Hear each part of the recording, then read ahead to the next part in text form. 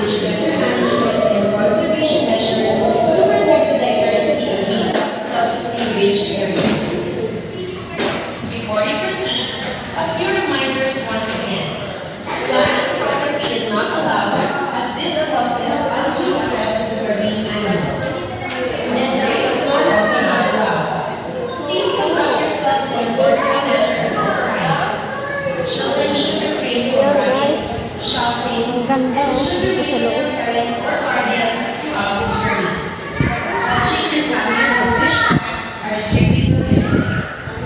We would also like to remind everyone to maximize their time inside the zones by utilizing the interactive trucks and other Guys, ang ganda, ganda. installed within before proceeding to the second level.